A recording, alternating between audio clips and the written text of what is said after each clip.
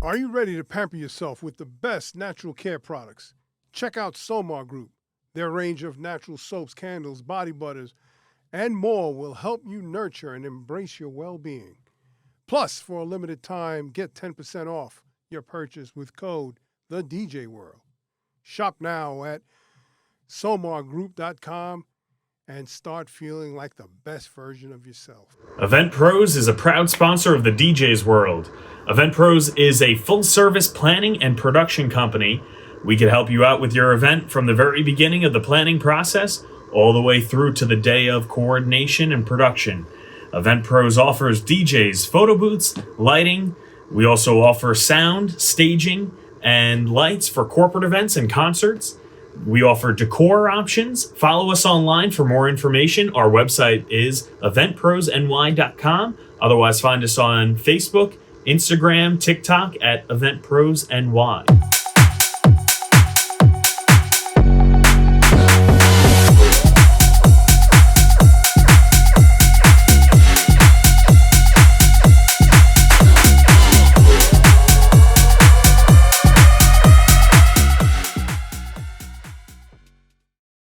Welcome to the DJ World. It's your boy DJ Rooster in the house. Yes.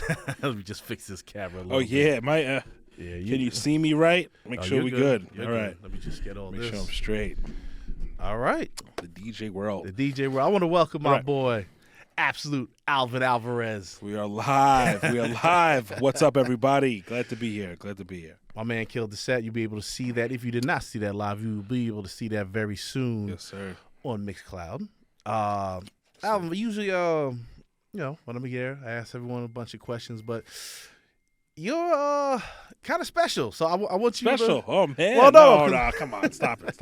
No, I want you to explain to everyone who you are, what you do, and why you're a very unique DJ.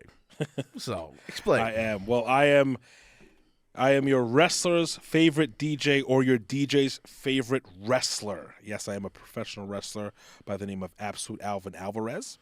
Been wrestling for a little over 10 years now on the Northeast Independent Circuit. Wrestled on AEW, wrestled on national television, wrestled on regional television, wrestled some of the biggest names in professional wrestling. Want to name a few? No, I don't. Name one. John Moxley, Claudio Castagnoli. Yeah, a couple guys, MJF. Okay. Just to name a few. Alex Reynolds, Tony Nese. Let's continue. Mike Mondo. Let's continue now on. you So, I know, right? Now I'm going on and on. Haku. I didn't know about that one. Yeah, wrestled Haku. Coming up on 10 years now. It was about Really? almost 10. I think it was August of 2014 or 2013. See, I don't want to turn this into a whole wrestling podcast. Yeah, we're talking about wrestling. But, No, actually, you know what? We are going to talk about that because we're going to drop the book. That's right. I'm going to do it here. let I'm them going to do know. it here. Let I'm them doing know. it here, Rooster. We're dropping the book. That's right. You've heard of Chris Jericho's list. A couple years ago, Chris Jericho dropped a book called The List. Chris Jericho's list. It's a list of all his matches because he wrote down every one of his matches from his first one. Guess who did the same thing? I did. So Yes, I have every sir. single match recorded in my book, and I'm going to bring the book, and me and Rooster are going to go over it. Not match by match, but we're going to go over it probably year by year and link out some of my favorite opponents, some opponents I really didn't get along with, some opponents I love, some opponents that I hate, and maybe throw in some, I don't know, some realism in there. Maybe throw some maybe it might be a shoot, might turn into a shoot interview. So you want to jump on that one. Date to be announced. All right, Rooster, let's get to the questions. Yes, sir. And that's why I want everyone to know that, you're unique. You don't see too many DJs who are also professional wrestlers, Yes, and correct. that's why I wanted to really let the people know because you deserve it. Let's see for it is, man. Oh man, I can hear me so much clearer now. Right? Headphones. Oh man, sorry guys. So let's get this podcast rocking and Yes, rolling. let's rock and roll. First question I always ask all DJs that come on the show: how long you been DJing, man? I only ask. You don't have to drop your age, nothing like that. I just want to know because of the equipment and whatnot. Because Sure. when you come into, let's say, the house party age where everything was vinyls and needles and anything like that, that's one. But then, with your newer DJs, some of them grew up on the controllers. They have no idea what that is. So that's why I asked that question. Okay. Well, I am 40 years old. I am no shy to announce my age. Just turned 40 in February. So I grew up in the age of turntables. And I use turntables when I DJ. So if you see my set or will see my set, you'll see a set of turntables and a mixer. So that's how I love to DJ. I also love to what's called beat juggle. My DJ mentor is DJ Rob Swift of the Executioners. That's where I learned how to DJ with from his online DJ school, BrawlerArmyDJSchool.com. I'll send him a quick plug.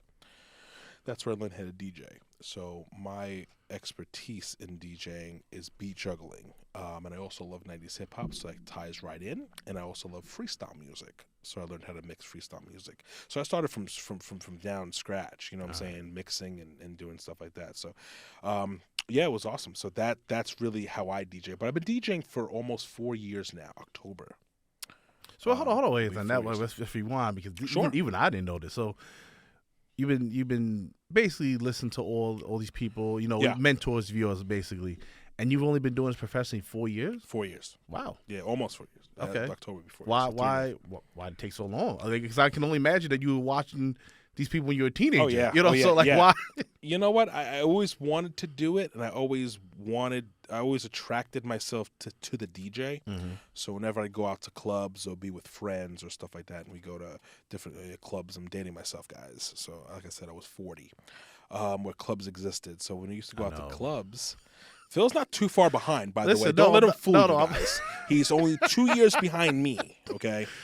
So he's not a young cat. He's not 21. But I'm saying, not to cut you off, like you're so right about that, because I remember when Long Island had nightclubs.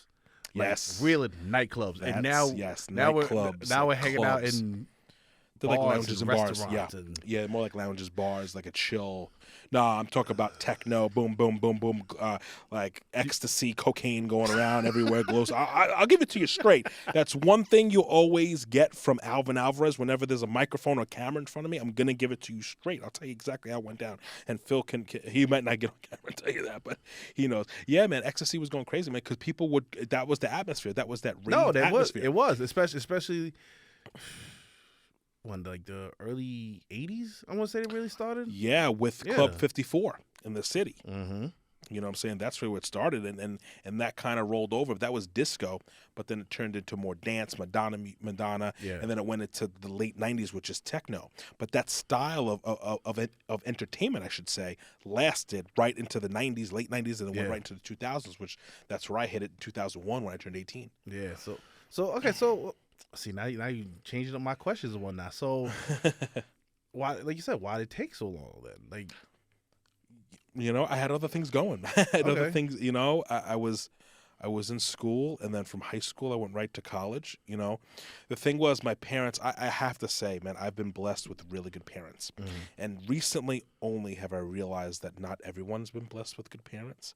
So I have to say that that's the one thing that I always don't take for granted, is I had good parents who always wanted the best for me. Yeah, I was always first. I was their only child, and they set me off beautiful. Yeah. You know what I'm saying? So I went to my dad's still in Philly. My mom passed away a couple years ago, but my dad's still in Philly. So actually he's coming up. So shout out to my dad.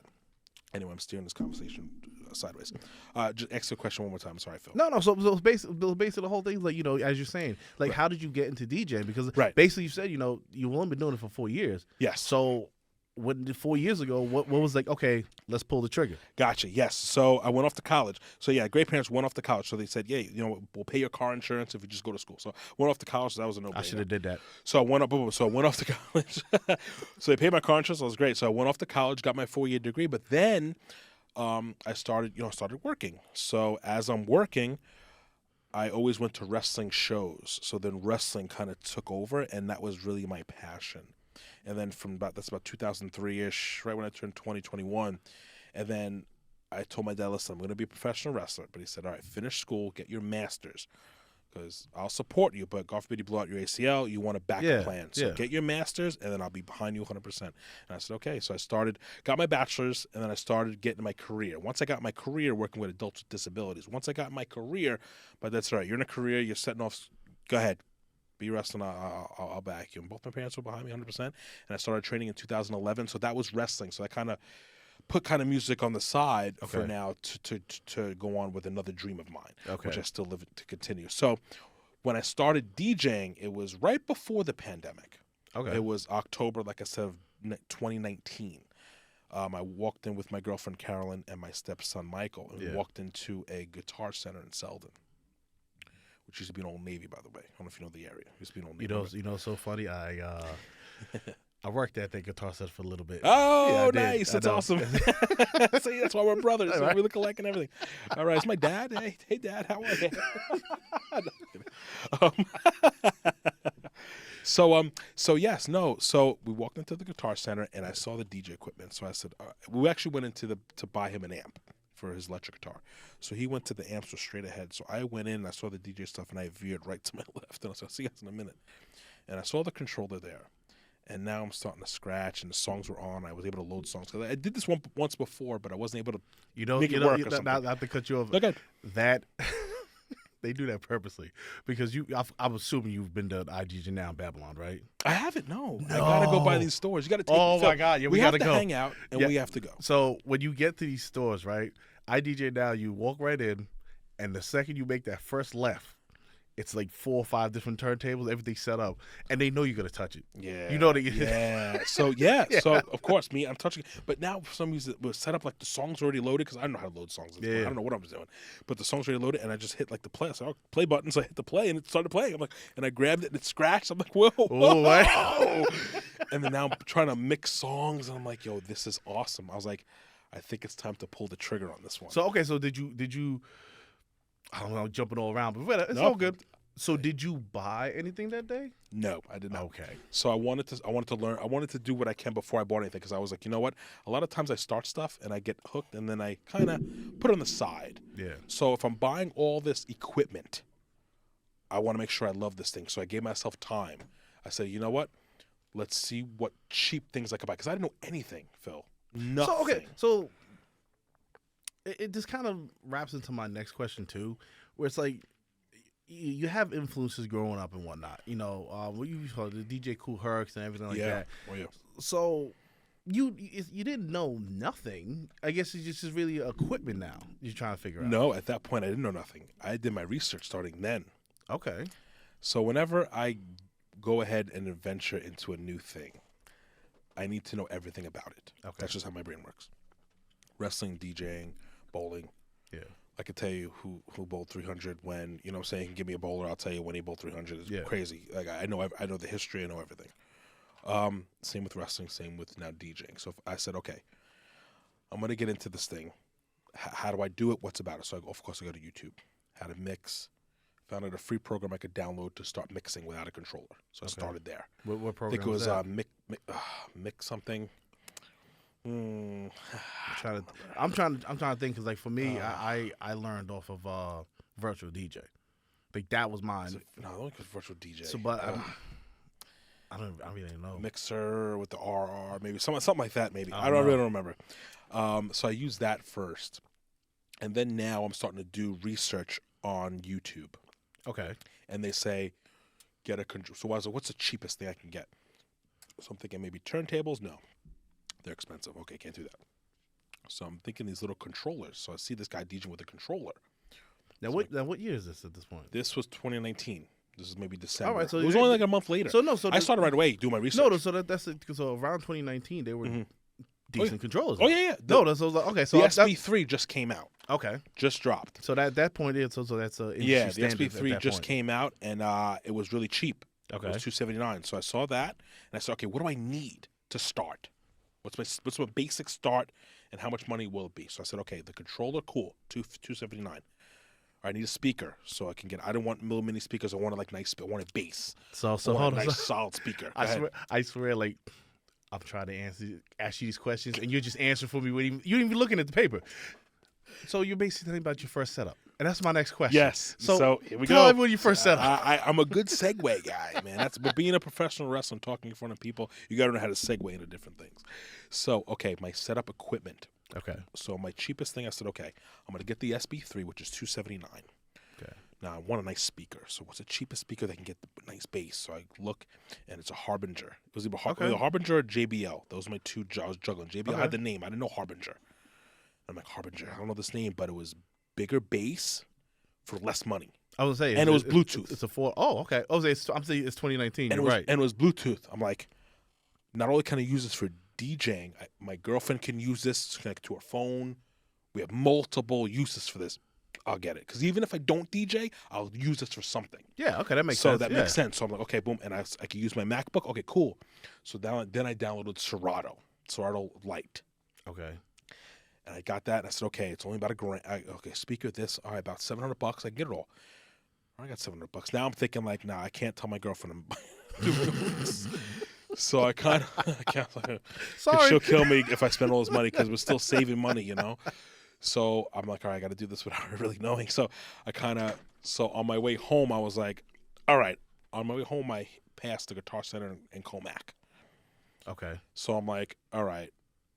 If they have everything there, I'm just going to buy it. If they don't have it, I won't buy it. Like I was one of those. It was one of those, yeah. It was a split decision. If they got everything, and I went in, they had everything. I said, let's do it. Yep. And I got it. Got my speaker. And I was so happy. And it's so bad about that Guitar Center because when you walk in there, it looks like a music store. Yes. And then you make that first right, and it it's just all DJ closes stuff. it. It's all Yep, DJ. all DJ stuff. And I fell in love. And they had everything I had. Everything I needed. My speaker, they had it. They had the SP3 controller. Yeah. They had all the wires I needed. I said, let's pull the plug. And I did it. So you get all this stuff now, right? Mhm. And you're happy. You go home. I know you're practicing for hours. When do you get your first gig? Do you remember your first gig? My first gig, yes, I do. It was a graduation party. It was my niece's. So it was my girlfriend's sister's daughter's graduation party in 2020, summer 2020. Were you nervous for this? And the reason why I asked is because when you're, and I've said this many times before, but it's the truth. When you get equipment, you're at home, you're able to do whatever you want. Right. Have as much fun as you want, get as creative as you want. Right. When you're doing a party, it starts to become structured. Yes. How did you deal with that for the first time? Because like, Yeah. you know what I'm saying? Requests and stuff. And it was cool because I went back and forth. Okay. Like I was able to go, if they requested Madonna, I go for Madonna, but then I go into freestyle. So I play Okay. what I want to play. Or if the request was country. Yeah. I find a country song, but I go maybe a little Nas X, like country hip hop, but it'll segue me to hip hop. Yeah. You know what I'm saying? So I'll find whatever they want to segue me into what I want to hear. Sorry. I'm so selfish as a DJ. You wouldn't know because people are rocking, party rock. Like I bet you guys were having fun out there. But I was doing me. I didn't give a shit what you guys wanted to hear. I was playing what I wanted to play, but you guys were having fun. Yeah. Because even now, say you guys came in with a request. Yeah. I would answer your request, and then I'd segue it into what I want to listen to. It is what it is. But people are having fun. But I connect with the people. You know what I'm saying? People are having fun. If I see, and I'll play different genres. Like I'll start with classical, and I'll go. I'm all over the place. Like I'm classical. The only thing I really don't play is country, which is crazy because I have a Sweet 16 in 2 weeks, and it's all country. And I don't have one country song on my Serato yet, so that's my task for the next 2 weeks. I'm gonna bless you with something tonight. So if you can, I know awesome. I got something for you. I'm not gonna say it, but you're gonna be a happy man. Believe me. Please, thank you. Because I need something. I gotta dedicate like my weekend here to get ready. So you get your first gig, right? Yeah. And time goes by. You know, you're still you're DJing, you're doing your thing, have a couple of gigs, but so now you basically have a couple of gigs under your belt. Yeah. So describe your best gig, and then describe your worst gig. Let's start, best gig start with was my best. first paid gig. So that was I didn't get paid for that. Oh, I assume that. Yeah, I assume that was a free. Let's Yeah. get out there in front of people. Like my first time. It's almost it's you and family, it's yeah, friends. you It's get the free one. more than Yeah, anything. right. Yeah. Exactly. Yeah. It was in person live practice. Yeah. It was great. And even my sister-in-law was like, I didn't know you were gonna play it the whole time. I was like, no, I'm enjoying it. I'm on she's here like, now, "Oh, cool." yeah. Yeah, it was cool. So my first paid gig, I did pretty much a freestyle set. It was for a 50th birthday party. Oh wow. And it was a buddy I bought with. So he hired me, and I was mostly all freestyle. So I downloaded a whole bunch of Madonna freestyle, and I had so much fun because I love freestyle. Yeah. And I really got into creative mixing. A little bit I was doing in there, just messing with the trebles, messing with the bass, just get creative mixing. And I was able to spend time just getting creative and learning what I normally go to, and just learning myself as a DJ. And that's my favorite gig so far. All right. So what's without dropping names, I don't want to do that to anyone. But what was your worst experience? And the reason why I ask is because as great of a job DJing is, and when you have your good gigs, you're gonna have your bad times. And I feel like your bad times really structure how you are as a DJ through your career, how you handle and whatnot. Because you could do one stupid thing and that'd be it. Yeah, you know what? It'll be done. To be honest with you, I wasn't happy with it today. I really wasn't happy with it. I think I made a ton of mistakes. I was really rusty. And I was juggling a lot of things at the same time. No, but I'm saying like at a gig. Oh, Though. an actual gig? Yeah. And you only and we stop you right there. You're only saying that because I know you. I'm very hard on myself. That's what I'm saying. You're a perfectionist. But I'm saying like Yeah. an actual time where you were at a gig and you put your all into it and they were just not having it. You know, it's one of those things that sometimes you just got to go, okay. You know what's weird is I did it was like a communion for a buddy from high school. Okay. And I did like a communion, and like I was playing, and I got really nothing. Like, of course, you know, a lot of children there, so I really got nothing from the crowd, Which is frustrating. which yeah. So I was just kind of getting into it, but I was kind of doing my thing. But after, everybody loved it. Everybody was like, "Hey, join me." So it was like they were hearing it, you know, obviously, but they weren't reacting, but they were hearing it, and they loved it. You know, it's also funny that you say that. I think that also has a lot to tie in for you personally as a professional wrestler, because around when the pandemic happened and everything, and they were doing like empty arenas, Yeah. you know, that has to be horrible. Like you if you do some, you almost programmed to have like almost instant, like, okay, You this feed off the happened. crowd. Everything's the crowd, man, especially now. But that's what I'm saying. So you take that same thing to DJ and no one's yeah. dancing, you're just like almost sweating. Like you're not trying to, but it's Yeah. like I must be doing something wrong. Yeah, I'm You know? just kind of. You know what? I don't even think I'm doing anything wrong. You know, if I'm playing music, if they're not reacting, okay, I really I'll just keep going.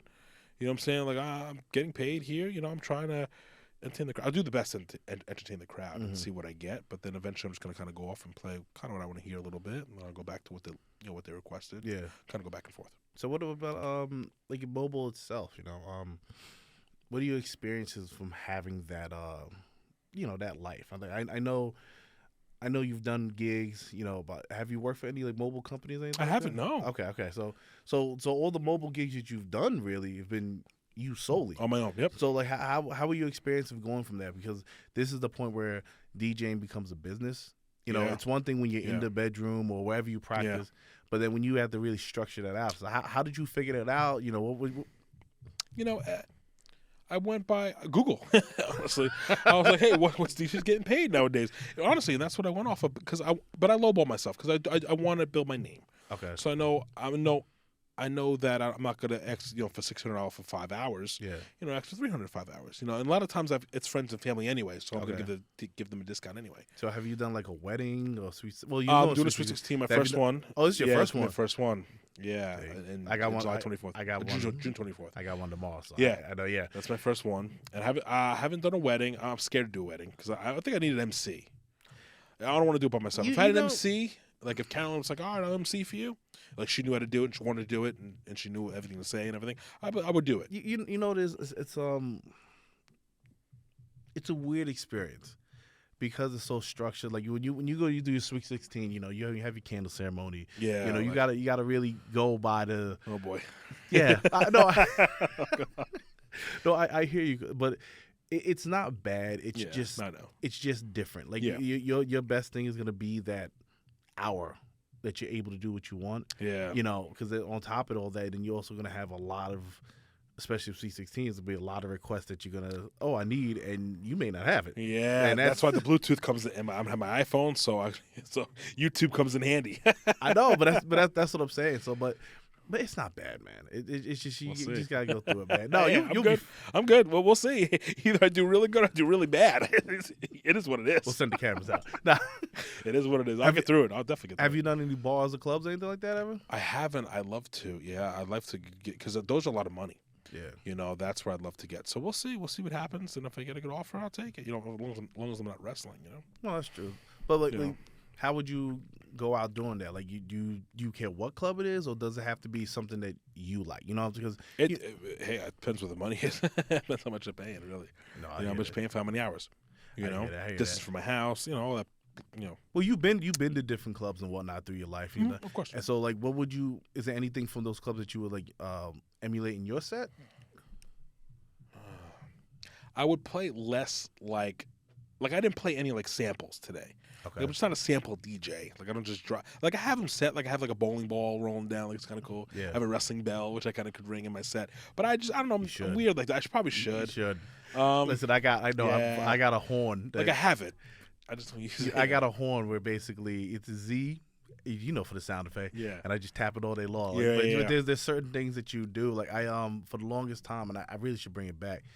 I forgot even where I heard it. I want to say it's Funk Flex, but it was the Warriors drop. You know, are you ready? Yeah. You know, so I had that for a long. I had that for a long time, but people knew. Oh, it's the Chicago Bears one. Chicago Bulls one is nice. See, I didn't think about that. See, I had the you know, like come out and play like that. Okay, one. yeah, no, the Chicago Bulls entrance. That's what that one's dope. But see, that's what I'm saying with the things like that. Like why DJing is so cool because now you can the creativity you can have. Yeah, you can make such a personality of it. I love it. Yeah, you know, when you do get to the point of clubs and everything like that, people will know it's just Absolute Alvin Alvarez. Yeah, you know, like you know. So I gotta mess with it. I gotta put a little more time into it. I put so much time in wrestling.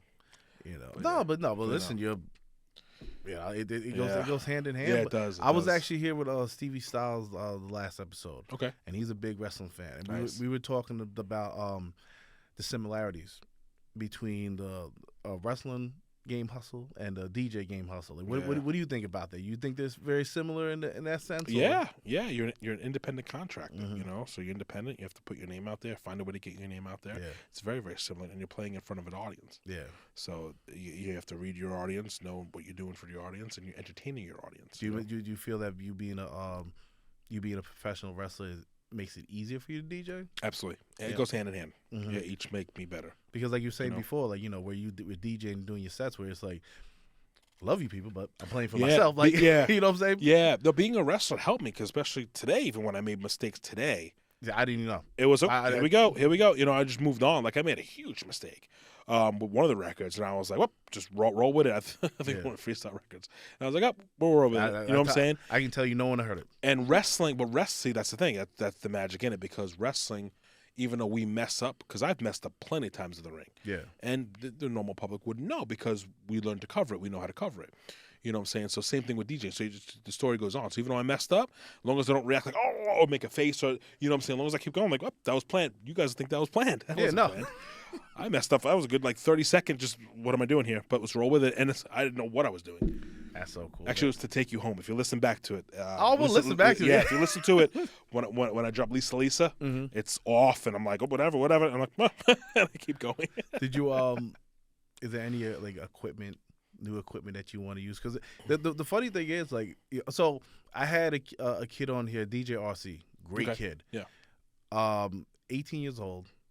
He's been DJing since 13. Okay. He has 5 years experience already. Nice. And he's basically a mainstay in the the teen nightclubs. Like he's a headliner. Nice. You know, and then he was like, oh, it's only 5 years. I was like, no, you got to understand. Like, you have 5 years experience.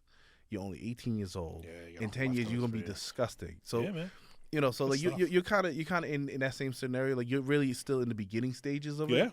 But by the way you spin, no one would realize that because the way people spin on, at least on Long Island, I can say, right? You don't see too much scratching and whatnot. When you see scratching, you think of, you know, oh wow, this guy must have been doing this since, you know, the 70s. Like that. Awesome. No, but it's true. And you're a really good scratcher. Like, you know, that's something that I need to work on personally because just messing with the crossfader, that takes skills. That takes crazy is I think I'm so bad too because I'm hitting it and I'm like, oh man. I can't. If you watch somebody like Rob Swift, my mentor, Rob Swift, watch him scratch, or guys like Kubert, they are so like so particular in their scratches and so articulate, and they're able to pinpoint certain scratches. It's so beautiful to hear. Yeah. So when I try dropping it, you know, I try, but you know, it's funny because I think I might have told you, but I was doing a gig once, and a friend of mine, she was like, hey, it's your birthday, you're DJing, I got a surprise for you, don't worry about it. She leaves, doing my set, she comes back, this guy standing next to me, I'm like, hey, what's up, man, how you doing, right? And then he's like, can I hop on? I'm like, yeah. He's like, you know who I am? I was like, no, I have no idea who you are. The kid is Jam Master Jay's son. Oh. Yeah. Yeah. And, of course, the second he said that, I was like, well, there you go. Yeah, man. And I just watched his technique and everything. It's a beautiful thing. These guys, naturals. Like it's insane. Like usually, you know, if someone hops on my turntables, they do better than me. I get a little jealous. Of course. But at the same time, it's like, this is royalty. You know what I'm saying? Yeah, he is royalty. There's not too many people can have that story. Jam Master Jay. If you watch Jam Master Jay, I think it's Run DMC in 1983. Mm-hmm. think they're in Chicago, and Jam Master starts, and how he drops it. Normally we drop the music first, and then we cut in the sound. He was dropping in the he was playing his normal sounds. Yeah. And dropping in the music like he was doing the opposite. If you listen to it, it's crazy how good he actually was. I know. DJing. I tried my very best to always watch it on it was I can't think of it. Jazzy Jeff. Yeah. He usually does like say about every day at noon. He does a mix. Sometimes I get to watch, break. sometimes don't. Yep. But it's just things that you can just watch, and that's the whole reason why I've said it many times. I've created a show because you can have just sessions with people, and learn something new. Me and LIAM, who's a DJ, came on here. Mm-hmm. He invited me back to the studio, and he had the Rain 12s and the 72. Oh, nice. And I never touched those before. He told me to touch them. 15 minutes into it, I was like, I want them. And they basically look like the turntables you have. You know what I'm saying? And it's just, then you're going back and forth, and he did something, and I was like, oh, I didn't do that before, and I did something. And it just makes your game so much better. It really does, man. Well, that's man awesome.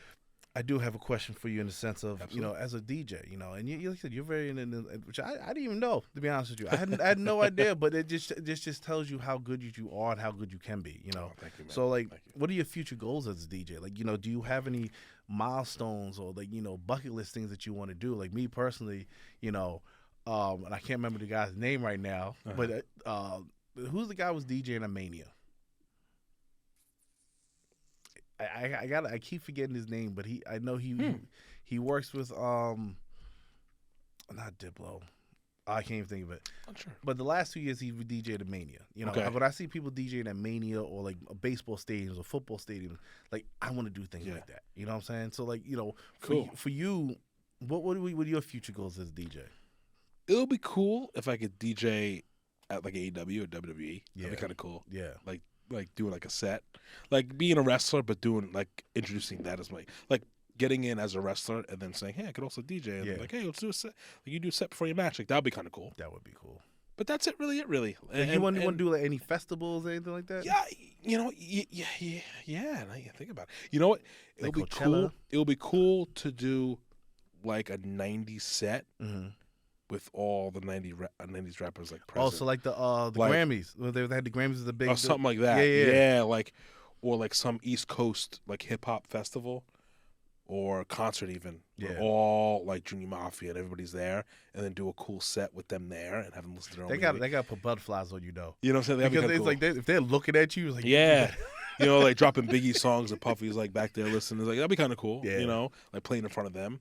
Or playing even for a rapper. Yeah. Kind of cool, like an up-and-coming rapper. It was funny, not to cut you off, but I was actually using a rapper from Boston. He's from Boston area called Cynical. Okay. He has a cool IG page. A lot of his songs like that slow 90s style.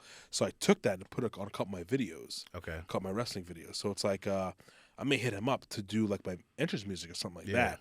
And then maybe if he blows up, he goes on tour, he can use me as his DJ. I'll put him on as using my wrestling music and stuff like that. So it's like, it's funny. Cool. It's funny you say that because our last guest on the was it? It was 2 weeks. That was like a month ago, something like that. So it was DJ Twist. So if you watch the DJ Twist interview, he actually oh my God, I can't draw a blank now. Oh my God, not Keith Murray. Oh my God, he was a DJ for someone, and I can't remember. Craig Mack. Mack. He was on tour for Craig Mack for a while. Okay, nice. And he paid his way and everything all like that. Oh, but dope. like, he was on stage with man. It's little things like that where it's like it doesn't even matter if you bombed your set. It wouldn't even matter because you have that experience of you know what I'm saying. I don't think you remember your set. Honestly, it's so easy DJing for a rapper because you're just playing the instrumental. Mm-hmm. That's it. Mm-hmm. You're not mixing anything. Nope. You're just playing the instrumental when he's ready, and you learn the rapper style. Yeah. So you learn what cues, what body. It's all body language. So you know what body language they move. You know when they drop the song. Yeah. You know what I'm saying? They're not looking at each other like, oh, drop. You know when the rapper turns a certain way. Boom, that's the song. You know what I'm saying? Like you have that connection with the rapper. I'd love to DJ for a rapper. Yeah, I've done a couple of independent rappers, and it's an experience. It really is. It's old school.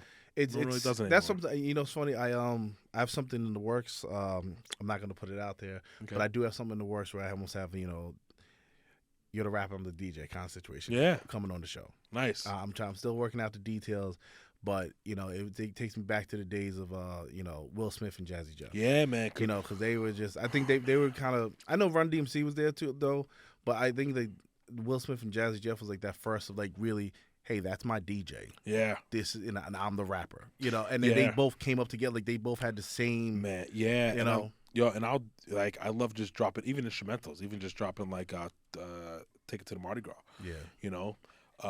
Even just dropping that and going back and forth, from that, and I could do that for a rapper. You know what I'm saying? Taking just any instrumental, any 90s hip hop instrumental, and even take any Biggie track. You know what I'm saying? And just they could rap over it. Yeah.